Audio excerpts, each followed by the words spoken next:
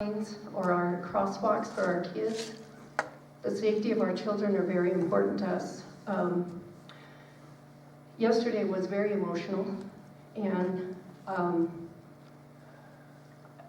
there's a lot of hurt and disappointment, and Lori is correct.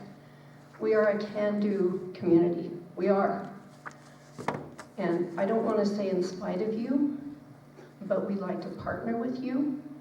We will make this town good and better. We deserve better. Your cost estimates were, as I gave you, I would like what I gave you yesterday placed in the record, Madam, if you don't mind. I've taken time to go back and research the minutes, and I'm going to go back further. I haven't had time, but I will.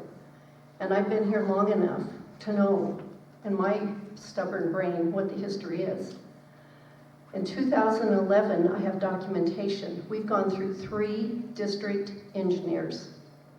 This $26 million was in place as far back as I can remember, and that's 2007. I have documentation in 2011 at a city council meeting that Kathy Weaver, who was then the district engineer, brought drawings, and those have been submitted, and I'd like those in the records. We've been betting on the come and waiting for this chance for our community since at least 2011, and I would challenge further, but I can only document to that. In 2017, we formed a tourism committee. It's an ad hoc committee because we know this community is about to be great, and it is. We had Randy Histerly come and submitted in your record our plans and pictures of the downtown lighting that we worked with him on picking out. So this isn't just a project that came along by happen chance. This is something that our community is extremely compassionate about. I fully understand your need for drainage, I do. We have a 100-year flood zone here. And I'm not going to make the decision for you, that has to be you, and we're going to go forward and work on what we have to work on. But I will say that we deserve the same treatment and the same consideration that our counterparts in Las Vegas do. And I have very dear friends down there. I'm not taking anything away from them. And what I asked you yesterday, and I'm challenging you today, is to treat this project as if you were doing it for Las Vegas. Erase the name from Ely, erase the name from rural Nevada. If that project was being done in Las Vegas for a $15 million difference, I can't help but feel in my heart that some way that $15 million is going to be found and it's going to be completed. There is not a school in Las Vegas that has to face the challenges that our children do in a 100-year-old school. The opportunity to have that Main Street project done was an opportunity to work with the Governor's Office on Science and Technology and bring that broadband down to a school who's 100 years old, to a 100-year-old courthouse. We don't have what Las Vegas has. We're not asking for a hand out. We're asking for a hand up and a partnership for you to work with our community. And Lori is correct. I knew about this. I didn't say a word because it's your message, Jay. It's not my obligation or anybody else to pass the word or put it on Facebook. But you're a partner in this community. And by having your road down our community, that makes you our neighbor. And I hope that you'll think about that.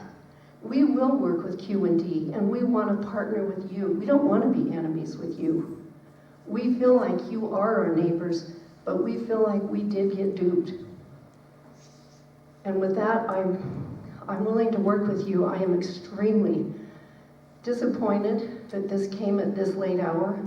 Lori's correct, we're a can-do community. And if we would have given the opportunity, we would have partnered with you to make this happen.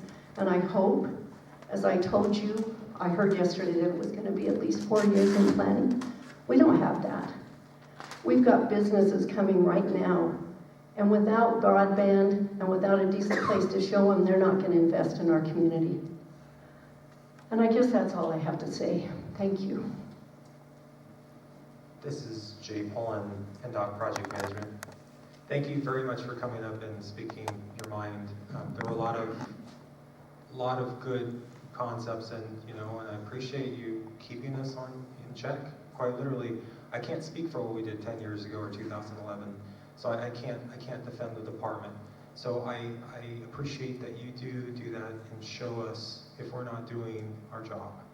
So I thank you for coming up and having the courage to let us know how you feel about that. I just want to mention about the last meeting. What we talked about was the STIP. It's basically a transportation improvement plan. And what that is it's a 4-year plan where the department basically, for major regionally significant projects, we put that in there. And it's approved. And if you're in an NPO, it's where you're in a population 200,000 or greater, they have their own tip. And it has to align with those counties. So ours has to match theirs. So when she was referring to the 4 years, that's what it is that we have a 4-year plan. I just want to stress that I'm not waiting on the 4-year plan. What I'm waiting for is for funding to become available in other avenues so that we can amend the STIP and get it in there sooner. Thank you, Jay. And for the public record, Julie Maxey, NDOT, I would like to reference